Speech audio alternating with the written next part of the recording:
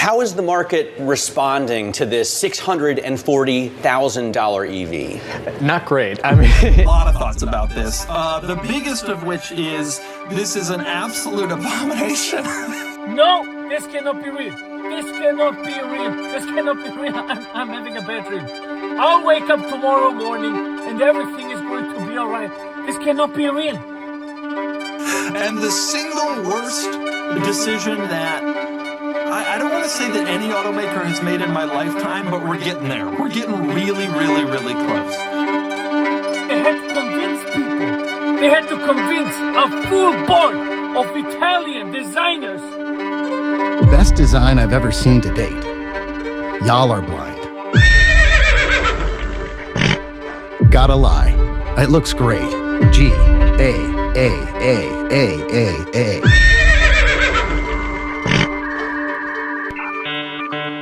Forgot to tag us for the inspo. This is a Ferrari, apparently. Enzo did not approve this.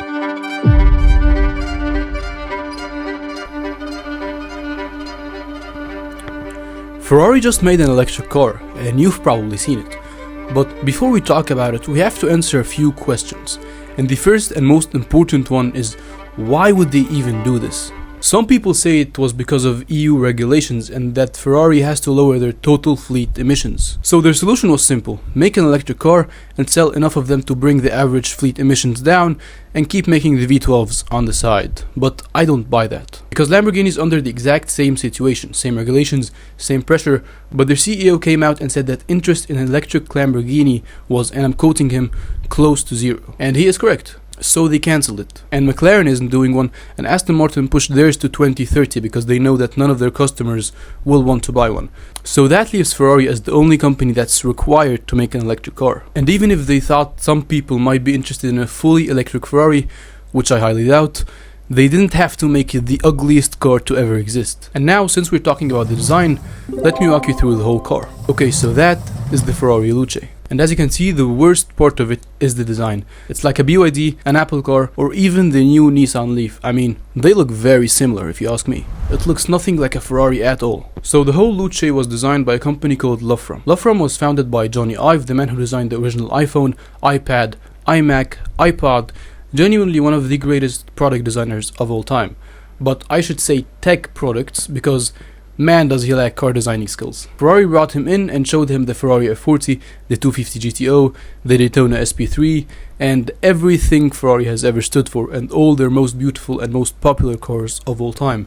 And this is what he designed: an Apple car. Look at it, the smooth surfaces, the black glossy cockpit sitting inside a colored shell, and everything is just so smooth and minimalistic. I mean, if it was an Apple car, I'm sure it would get all the hype in the world and people will love the design. But unfortunately, it's a Ferrari. The taillights are 4 circles, which is actually the one detail that kind of works. There's some Ferrari 360 DNA in there. And the front, there's nothing there. No face, no grille, just a smooth panel. For $640,000 you get a smooth panel. And guys, we have to give the new electric AMG and the Jaguar 001 an apology, because compared to this, they look like Picasso paintings. Now here's where I have to be fair. The interior. The interior is genuinely beautiful. Johnny Ive nailed this part. All the buttons are made from aluminum, and there are some glass dials that feel very nice and look very premium, and the thin-rimmed steering wheel that actually looks like it belongs in a Ferrari. It looks great, it's tactile, and it feels like genuinely someone who cares about car interiors designed it. But the great interior doesn't justify the price. $640,000. I genuinely cannot wrap my head around why this car would ever cost $640,000. It has 4 electric motors, a battery,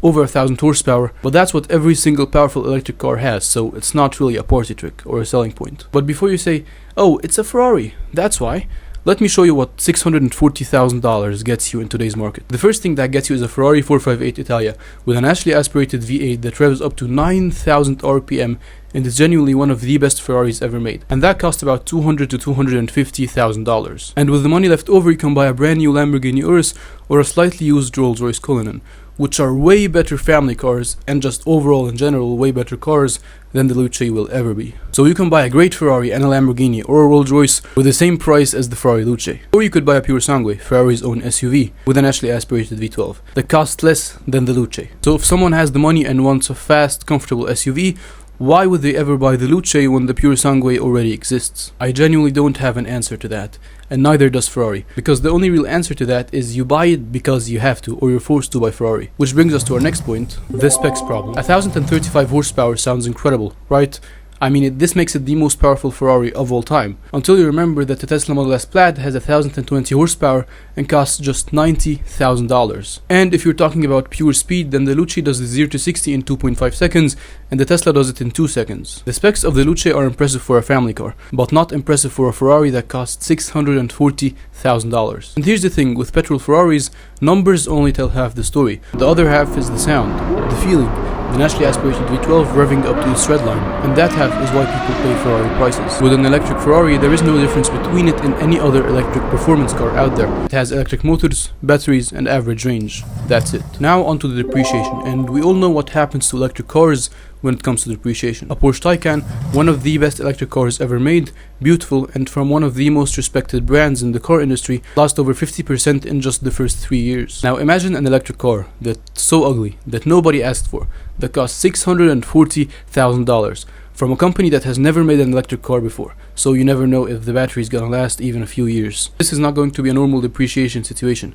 It's probably going to cost about $100,000 to $200,000 in a few years. Okay, this is one of the main reasons I actually wanted to make this video for, because nobody talks about it that much. To buy a desirable Ferrari, a limited hypercar, or anything that goes up insane amounts in value, like the Ferrari Daytona SP3, you don't just walk into a Ferrari dealership with the money. You need a relationship with Ferrari, a purchase history. You have to buy their less desirable cars first, and that's how Ferrari's client list works and has worked for years. Which means that when Ferrari releases a car that nobody wants, their clients buy it anyways, not because they want it, but because they have to. Otherwise, they will lose their relationship with Ferrari and not be able to buy their new limited hypercar. So Ferrari can release basically anything, and their clients are forced to buy it. Because think about it, why would you spend 6 or 7 years developing an electric car, spend millions of dollars on research and building your own components and batteries and electric motors, and then build a huge facility just to manufacture them, and then put it in a design that looks like that? Because you know your clients will buy them regardless. And if enough of them buy it, Ferrari's fleet emissions get to go down, and they get to hopefully continue making their V12s or V8s. So you're basically paying $640,000 so Ferrari can keep selling you the cars that you actually want. But that's not an excuse for making the car look very, very ugly. Now, it didn't have to be this way, so here's what they should have done. If you are Ferrari and have all the budget and all the talented engineers and the history, and you're forced to make an electric car, you should make it as Ferrari as you possibly can. Make the fastest electric cars in the world and make them sound like Formula E cars. They have this very high-pitched electric motor whine that sounds great and actually gives it a bit of soul.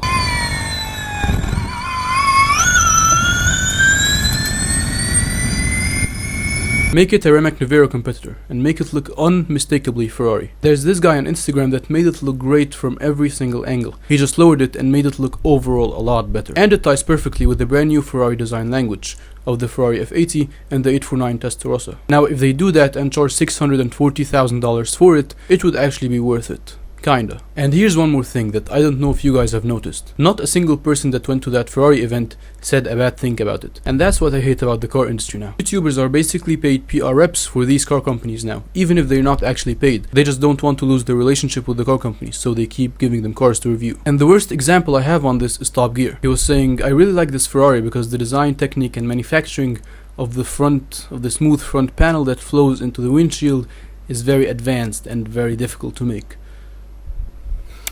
The launch of a new car with a very innovative design, the first reaction is, oh my God, this is not correct, this is not a Ferrari, everybody is an expert. But then, after some months, when they digest, they metabolize the innovation. Yeah, Ferrari has made some controversial cars before that people hated when they came out, but now everybody loves them. But here's the difference. Even if people didn't like how the Enzo looked when it came out, it still had a screaming Ferrari V12 that gave it soul and emotion, and it had a very raw driving experience. With those cars, even if you don't like the design, you still understand why someone would like to buy it. With this one, I genuinely can't think of a single person who would ever like to buy it. Not a performance driver, not a car collector, not someone who wants the best electric car for their money, and not a family man. And more than everything else, not a single kid would ever have this as their bedroom poster. Which is the whole point of Ferrari, to make incredible dream cars. Because Ferrari has always been the dream, the poster car, the car you see once when you're 8 years old and decide that you're going to work hard your whole life so you can maybe one day afford one. And that is not the Ferrari Luce. Anyways, I think we all need a moment after that. So here's some eye therapy. And also subscribe and like the video if you agreed with anything that I said today. Ferrari originally didn't want to call it La Ferrari because they thought it sounded too arrogant. They released it anyway. Very on brand. In 1967, Ferrari finished first, second and third at Daytona in these. Ford tried to buy Ferrari a few years before this just to stop it from happening. It didn't work. Only 599 were made. Every single one was sold before Ferrari even announced what it looked like. And it turned out being one of the most beautiful Ferraris of all time. And my personal favorite. Enzo Ferrari personally approved the F40 at 89 years old. He passed away the following year. It was the last car he ever signed off on. Subscribe, subscribe, subscribe. Like. Subscribe, subscribe, subscribe. Like.